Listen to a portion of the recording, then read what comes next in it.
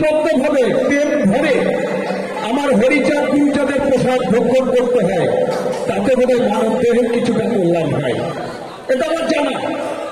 আমার গুরু গোসাই তাদের মুখে শোনা, তাই আলোচনা, সব আলো চলে গেছে, পড়ে আছে শুধু গোপাল চোনা।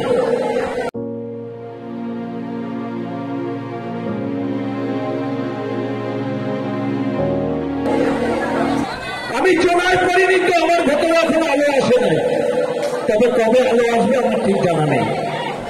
তবে বিশ্বপিতা হরিচাঁদ পরিনিবেদন তোমার চরিত্র প্রভু জনকঞ্জন, দেবের দেবতা তুমি সবার ঈশ্বর, অনন্ত তোমার গণিত সর্বমত্ত পাতলতে আছে যত প্রাণী, সকলই তোমার সৃষ্টি, সর্বভূত এসে তুমি, তুমি সিদ্ধ, তুমি গিরি, তুমি সর্বস্বময়।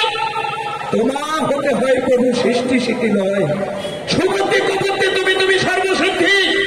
কে জানে তোমার তথ্য, কে চিনিতে পারে তোমার যে যেন ভক্ত প্রভু সেচেনে তোমার বিপদে সম্পদে তুমি রক্ষা করো তাদের। আমাদের করে রক্ষা হয়ে হরিচাঁদ, তোমার এই শিপাত পথে আমার কোটি পরিবার। এই দীর্ঘ সংসার মানে কত শতবার যাতায়াত করিলাম আমি, শক্তি নাই আর যেন যাতায়াত না করি সংসারে, শ্রীচরণে স্থান দিয়ে রাখি হই আমারই। এই শেষ নিবেদন রহিল আমার, এ দেহান্তিম কালে যেন শ্রীচরণ পাই তোমার, অধম গোপালে কেঁদে কেঁদে কয়, এই মিনতি রইল আমার হরি গুরুচাঁদের পায়, চিরদিন মতি যেন এই যুগলে পদে রয়। ওম শান্তি হরি ওম, ওম শান্তি হরি ওম, ওম শান্তি হরি ওম।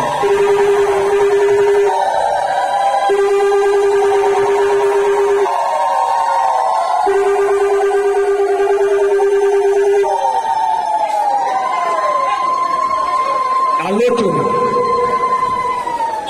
কি বিষয়ের উপর? হরি গুরুচাঁদের উপর না ভক্ত নিদর্শনের উপর?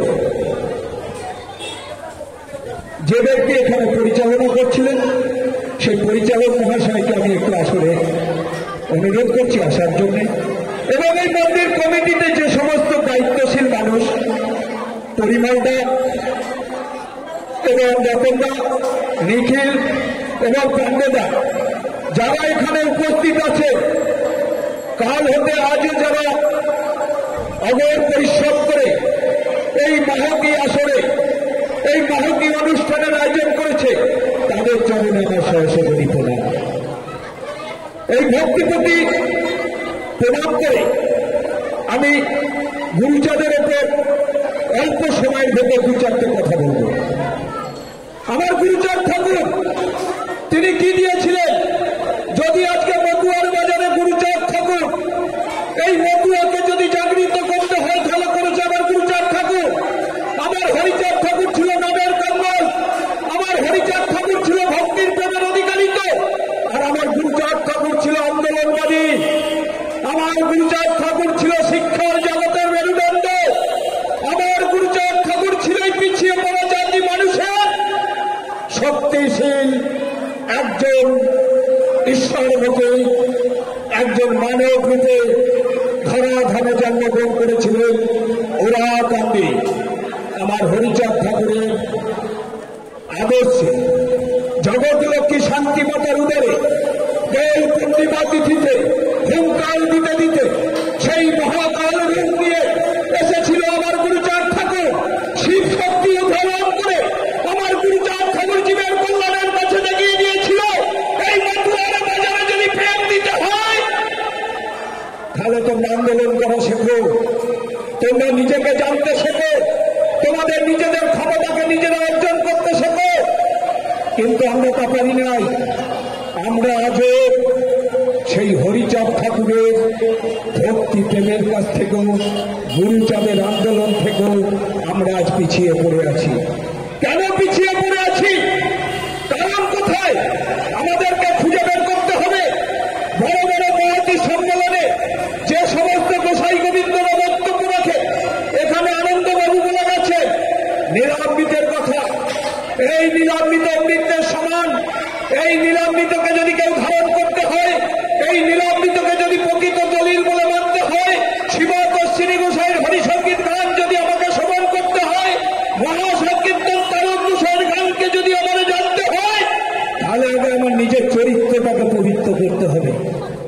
নাহলে কিন্তু জানা যাবে না।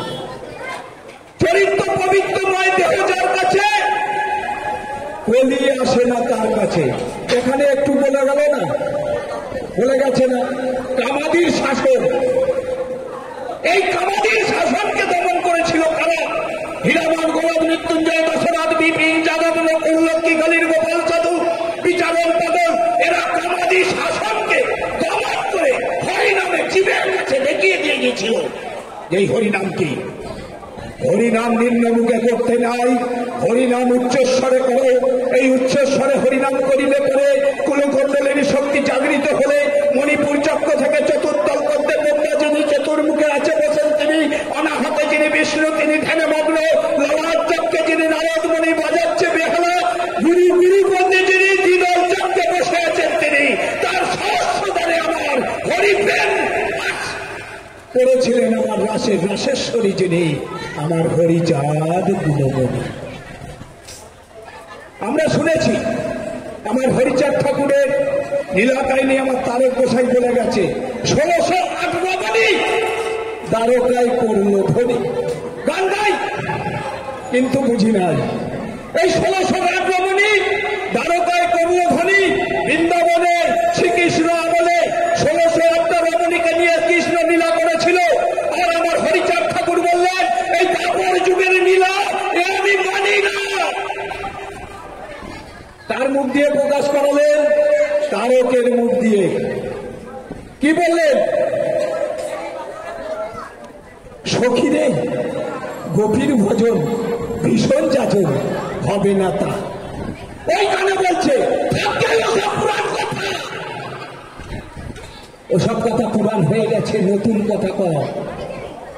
আমার তারক বলছে, আমি বলছি না, আমার তারক বলছে যত সব সাধুরা সাধন ভজন করে বৌদির মধ্যে এখনো বৈদিক ক্রিয়া ছাড়তে পারে না। একজন সাধু ভক্ত যারা আছে এই কলির শেষে বৈদিক ক্রিয়া নেই।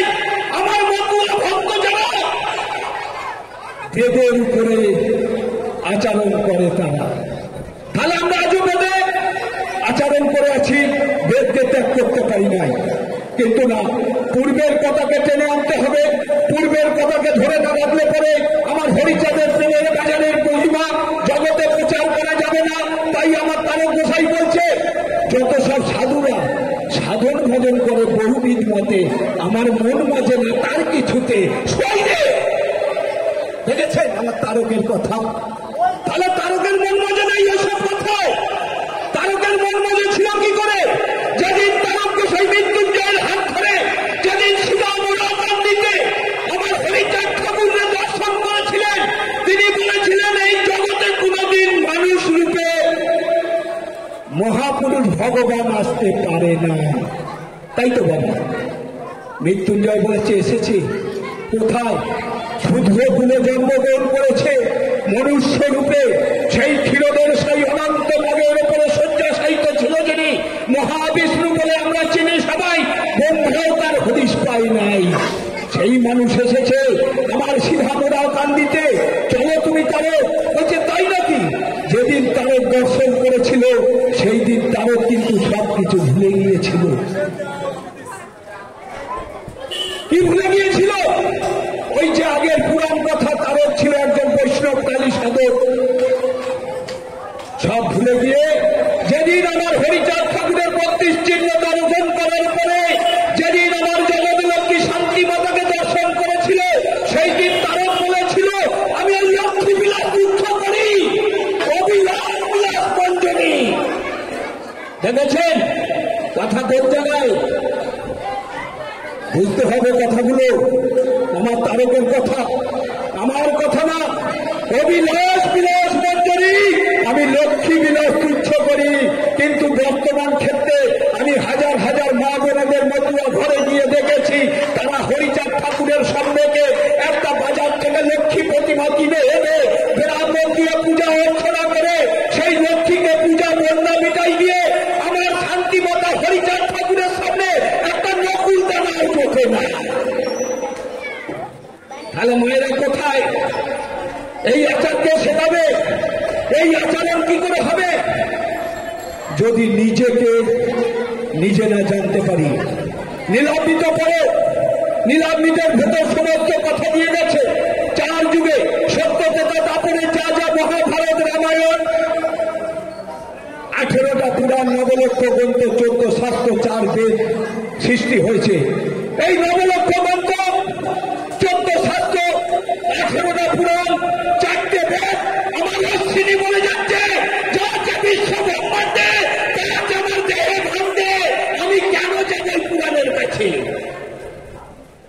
কথাগুলো কোথায় ভাবতে হবে।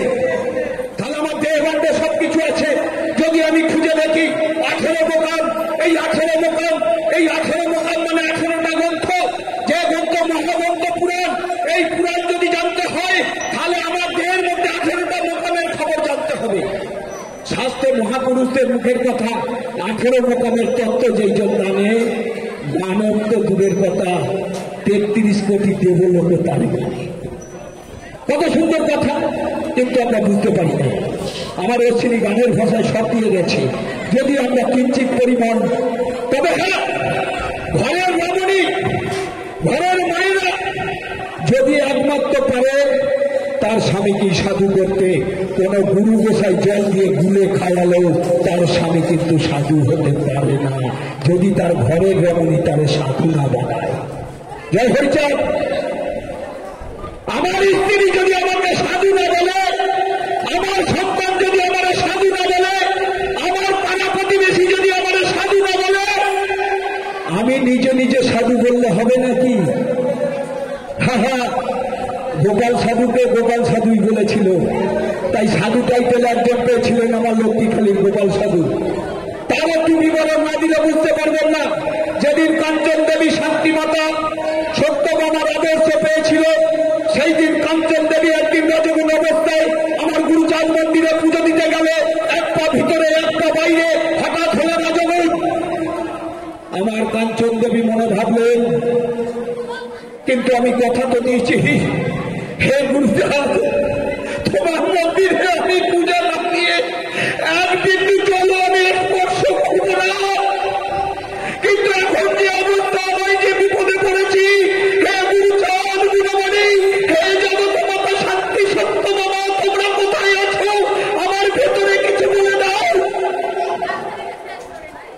তখন কাঞ্চন দেবী মনে ভাবলেন, আমার এই দেহ তো একজনকে দেয়া, এত দেহ দান করা, এত খাস জমি, এ জমির মালিক তো জেনে দেবী চাঁদ গুণমণি, আমার বলতে তো কিছু নয়। হে গুরুচাঁদ, তোমার মন্দিরে তুমি পূজা দেবে, কাঞ্চন দেবীর তাতে কি হয়েছে? কাঞ্চন দেবী যখন পূজা দিয়ে মন্দির থেকে বাইরে প্রবেশ করেছে, সমস্ত ভক্তবিন্দু যারা গুরুচাঁদের কাছে নালিশ পাঠালো, তারা হে গুরুচাঁদ ঠাকুর, বলছে কি ব্যাপার? লক্ষ্মীখালী থেকে নৌকা ঘুরে সমস্ত ভক্ত পেলে এলাকা দিয়ে এসেছে তোমরা, বলো আমার ধরে। বলছে তোমার কাঞ্চন দেবী ওই গুরুচাঁদ মন্দিরে পূজা দিয়ে লক্ষ্মীখালীর মন্দিরকে অপবিত্র করে ফেলেছে। বলছে কারণ কি? বলছে রজগুণ অবস্থায় গুরুচাঁদ ঠাকুর তোমার সাধুকে প্রসাদ দিয়ে তোমাকে পূজা দিয়েছে। মায়েরা কথাগুলো একটু বুঝবেন, খুব গুরুত্বপূর্ণ কথা। আমার কথা না, এই কথা হচ্ছে মহাপুরুষদের কথা।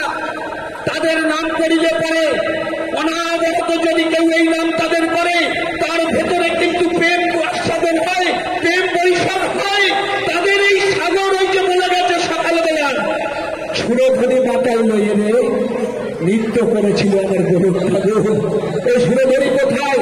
এই মানব দেহের ভেতরে কোন জল বলে কিছু নেই, সবই আছে প্লানে পরিণত রক্তে।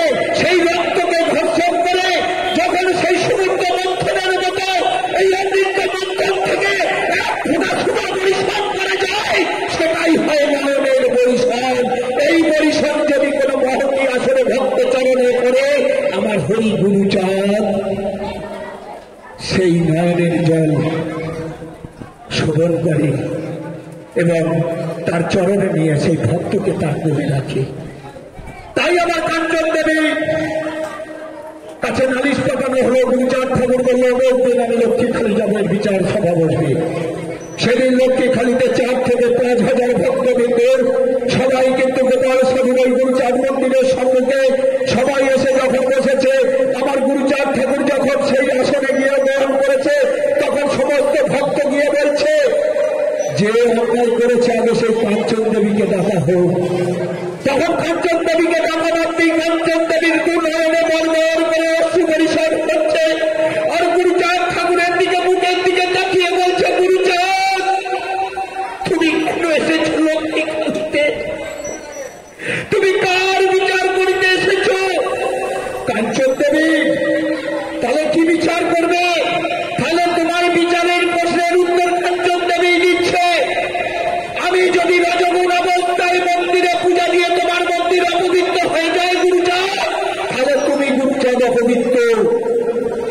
দেখেছেন কাঞ্চন দেবীর কথার ভয়েস, তুমি গুরুচাঁদ অপবিত্র বলছে, তাই কাঞ্চন দেবী এর মাহিত্য বলছে, আমার শান্তি বা রজগুণ না হওয়ার পরে তো গুরুচাঁদ তুমি ধরাধামে আসতে পারো নাই। দেখেছেন মায়েরা 27 দিন থাকে অসতী, 3 দিন হয় সতী। এর মাহিত্য কি আগে জানতে হবে। সেই কাঞ্চন দেবীর মুখের কথায় গুরুচাঁদ ঠাকুরের যখন মাথা নিচু করেছে, দেখছে গুরুচাঁদের চোখ দিয়ে ঠস ঠস করে জল গুরুচাঁদের কোলের উপর পড়ছে। সমস্ত ভক্তবৃন্দ বলছে, গুরুচাঁদ আমরা বুঝতে পারি নাই, তাই কাঞ্চন দেবীর নামে নালিশ দিলাম তোমায়।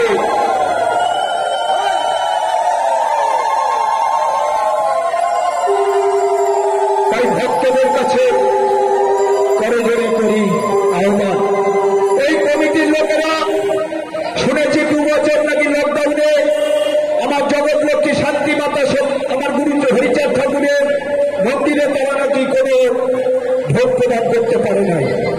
তবে ভক্তরা যে এত বড় মহতী অনুষ্ঠান পাঠিয়ে যে জায়গাটাকে তৈরি করতে চলেছে, এলাকাবাসী সমস্ত ভক্তদের কাছে আমি করজোড়ে প্রণাম করে বলে যাচ্ছি, আপনারা সবাই এগিয়ে আসুন, একটা ছাতার তলায় দাঁড়িয়ে থাকুন। আমার হরিচাঁদের ছাতার তলায় থাকলে পরে তার বিপদ ঘরে নাই আসে মিথ্যা কবিরায় শাস্তের পরে এই বোঝাই খাওয়া দিয়ে পড়ে যাচ্ছে। কারণ এই যে ভক্তরা যে আয়োজন করেছে রতন এবং আরো যে সমস্ত ভক্তরা আছে, এই যে পাণ্ডে, আরো যে সমস্ত ভক্তরা আছে, পরিমল, নিখিল এবং আরো ভক্তদের আমি নাম জানি না। তাই এই ভক্তদের বলি, তোমরা এগিয়ে চলো, নিজেদের মধ্যে কোনো দ্বন্দ্ব করো না। সবাই এক জায়গায় দাঁড়িয়ে এক তরঙ্গের মালা ধারণ করে আপন ভাই ভাই বলে গলা জড়িয়ে যে পথে নামবে সেই পথকে অগ্রসর করে দেবে আমার পূর্ণবন্ধ হরিচাঁদ আর গুরুচাঁদ ঠাকুর, মিথ্যা কবি নয়। আমি গোপাল গোসাই বলছি, আমি আচার্য ব্রাহ্মণের ছেলে, প্রাণ এর আগেও বলে গেছি, এখনো বলে যাচ্ছি, আমি কিন্তু ব্রাহ্মণ বিরোধী। কারণ আমার হরিচাঁদ ঠাকুর এই ব্রাহ্মণদের অত্যাচারিত হয়েছিল আমার গুরুচাঁদ ঠাকুর। সেই গুরুচাঁদ ঠাকুর ব্রাহ্মণ দাগ করে গিয়েছিলেন। তাই আমার অশ্বিনী গানের ভাষায় বলে গেলেন, নব গুরুচন্দ্রায় নব তম বিমোচন। সেই গানের মধ্যে এক জায়গায় লেখা আছে, দেখে নেবেন ভক্তরা, নম শূদ্রগান অজ্ঞান ভঞ্জন দিব্য ব্যায়াম করিয়া তাদের করিল ব্রাহ্মণ। আপনারা যে আদি ব্রাহ্মণ ছিলেন তা জানেন না, তাহলে আপনাদেরকে গুরুচাঁদ চরিত খুলতে হবে, আদি সুর রাজাও উপাখ্যান আপনাদের পড়তে হবে, তবেই বুঝতে পারবেন আপনাদের নবশূদ্র, আপনারা চান্দাল ছিলেন না। আর সেই 1881 সালে যখন শিক্ষা আন্দোলন করেছিলেন আমার গুরুচাঁদ ঠাকুর দত্তডাঙ্গা ঈশ্বর নাইনের বাড়িতে তার মায়ের সন্ধ্যা কাজেতে, সেখানে প্রস্তাব দিয়েছিলেন এই জাতিকে শিক্ষার আলো দেখাতে হবে। তখনকার সেই গুরুচাঁদ ঠাকুরের বক্তব্য যদি আজকে নবশূদ্র জাতিরা মনে করতে এই গুরুচাঁদ ঠাকুরের বক্তব্য শ্রেষ্ঠতম বক্তব্য, তাহলে বিশ্বের মধ্যে একটাই ধর্ম থাকতো, সেই ধর্মটা হচ্ছে এই মতুয়া ধর্ম। আর কোন ধর্ম থাকতে পারতো না। আমার ঠাকুর দাদা উপেন্দ্র চন্দ্র রায় ভট্টাচার্য আমার বলেছিল, দাদু ভাই তুমি যে সমস্ত কথা প্রকাশ করছো এসব কথার মাহাত্ম্য জানো? আমি বলি আমি জানি না, তবে আমার অশ্বিনীর গানের বাসায় আছে, পিতা মাতার কর্মের জোরে গিয়েছিলাম প্রেম বাজারে, হলো না তা কর্মান্তরে খেলাম গরম পানা, কিন্তু আমার বাবা মার আশীর্বাদে আমার ঠাকুর দাদার কৃপা ভরে আজ এই মতুয়া বাজারে ভক্ত সঙ্গ পরিবার করে এসেছি হাওড়া জেলার থেকে কিছু নিয়ে যাওয়ার জন্য নয়, বাজার করতে এসেছি। যখন মাল নিয়ে বাড়ি যাব, বিনা হাতে ফিরে যাবার কায়দা নাই। জয় হরি বল। তাই বলেছি এই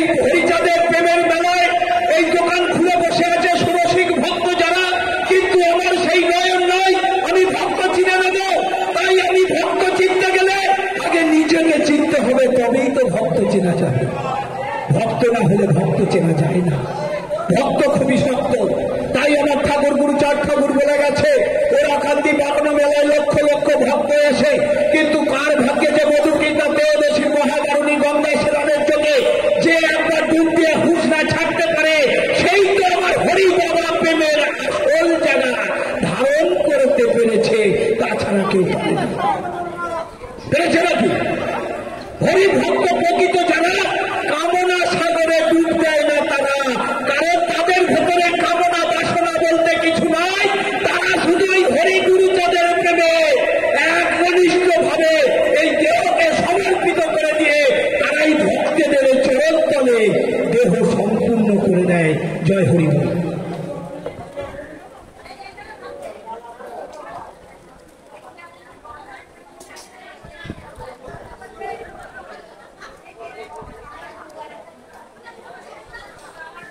তাই ভক্তদের কাছে একান্তভাবে কামনা রাখি, যে সমস্ত ভক্তরা আছে তাদের কাছে বলছি, আপনারা যদি মনে করেন এই অনুষ্ঠান আপনাদের, এই অনুষ্ঠান আমার পাড়ার, এই অনুষ্ঠান আমার মন্দিরের, এই মন্দির সবার সমান অধিকার। কারণ ওরাকান্দি 36 জাতিকে আমার গুরুচাঁদ ঠাকুর এক জায়গায় বসে প্রসাদ খাওয়াইছিল না? হাড়ি মচি দৌড়কে কায়স্ত দুলে বাদ্যি কাউরা ব্রাহ্মণ কাউরে মানে নাই। আমার হরিচাঁদ বলছে প্রেমের বাজারে প্রসাদ আনন্দ বাজারে বিক্রয় হচ্ছে, যার যেমন মন সে তেমন পায়, প্রসাদে যেন কেউ বঞ্চিত না হয়। তাই এই ভক্তরা আপনাদের জন্য যে প্রসাদের আয়োজন করেছে, আপনারা সবাই প্রসাদ দেবেন। যদি মনোপুত হয়, শুধু বিনা পয়সায় প্রসাদ পাওয়া যায় না, প্রসাদ খেতে গেলেও কিছু দিতে হয়। দেখেছেন বৈষ্ণব আসনে যাবেন, ভাগবত পাঠ হলে পরে একটা তুলসী বৃক্ষের সামনে একটা থালা পাতা থাকে। যদি কৃষ্ণ কথা গৌর কথা শ্রবণ করতে হয়, কিছু দিয়ে শ্রবণ করতে হয়, কিছু না দিয়ে শ্রবণ করিলে পরে কি হয় জানেন? আমি আর বলবো না, নিশ্চয়ই মালদা ভক্তরা জানেন। তাই আমার মথুরার প্রেমের বাজারও তাই। ওরাকান্দি ভক্তবিন্দু যারা শুনেছি মহাপুরুষদের মুখে, যখন ওরা বারুণী মেলায় যেত, একটা করে ধানের শীষ নিয়ে যেত, কেউ একটা করে আলু নিয়ে যেত, কেউ একটা করে যার যেমন সামর্থ্য সে নিয়ে যেত, তাতেই নাকি নাট মন্দির ভর্তি হয়ে যেত। এটা বাস্তব। তাহলে আমাদের ভেতরে সেই চেতনা রাখতে হবে। আমার ফ্যামিলিতে 5 জন ব্যক্তি আছে, আজকে এই 5 জন ব্যক্তি আমি প্রসাদ দিতে যাব। এই 5 জন ব্যক্তি যদি আমার সংসারে আজকে রন্ধন করতে হতো 100 টাকা খরচ হয়, আমি ওই 100 টাকা ওখানে দিতে পারবো না। আমার কিঞ্চিৎ সামর্থ্য অনুযায়ী আমি 50 টাকা দিয়ে ঠাকুরের সামনে দিয়ে বলবো, হে ঠাকুর, আমার তো সামর্থ্য নাই, তাই তোমার প্রসাদ থেকে আমার বঞ্চিত করো না। আমার যে কিঞ্চিৎ সামর্থ্য আছে তুমি নিয়ে আমাকে প্রসাদ দাও, সেই প্রসাদ খেয়ে যেন আমার এই গৃহ সুন্দর হয়, আমার স্বামী পুত্র পরিজন যারা আছে সবাই যেন সুন্দর জায়গায় যায়। দেখেছেন কোথায় কথা, কথার ভেতরে আসিলে পরে ভেতরে প্রেম জন্মাতে পারে, মিথ্যা অভিনয় শাস্ত্রের কথা। তাই আমার গুরুচাঁদ ঠাকুরের আদর্শে আমার ওরাকান্দি ভক্তবিন্দু যারা যেতেন, কেউ খালি হাতে যেতেন না। যেত না জীবনে। আমি পূর্ববঙ্গে যাই নাই, তবে ভক্তদের মুখে, গুরুজনদের মুখে আমার শোনা কথা বাস্তব, আজও নাকি তার প্রমাণ হয়।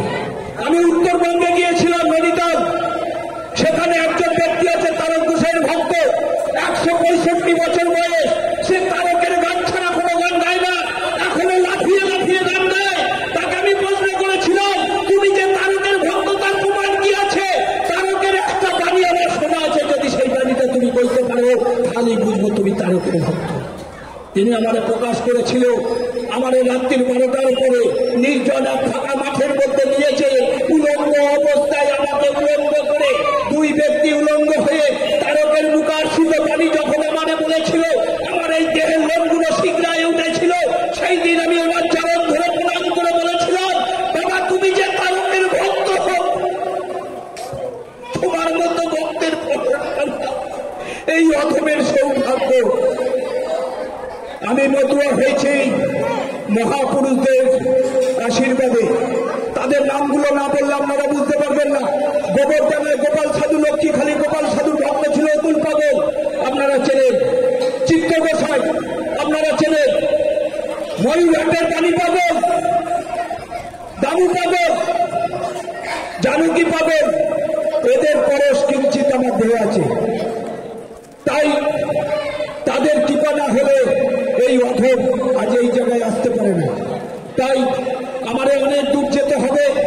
যদি পুনরায় আবার কোনোদিন আমার ঘড়ি গুরুচাঁদ বাঁচিয়ে রাখে, এইরকম মতি অনুষ্ঠানে এসে যেমন এই মা বোনেদের ভাইদের এই বাবাদের মুখগুলো দর্শন করতে পারছি, আবার যেন সেই আসনে এসে প্রেমের বন্যায় প্রেমের আনন্দে যেন এই সাধু সঙ্গ করে আমি আমার নিজে গিয়ে আমার স্ত্রী পুত্রকে আমি কৃপা করতে পারি যে তোমরা যেতে পারো নাই। তাই এই ভক্তের একটু ধুলি আমি সর্বাঙ্গে মেখে এসেছি, তোমরা আমার সঙ্গে একটু আলিঙ্গন করো, তাতেই সাধু সঙ্গ হবে। জয় জয় শান্তি হরি গুরু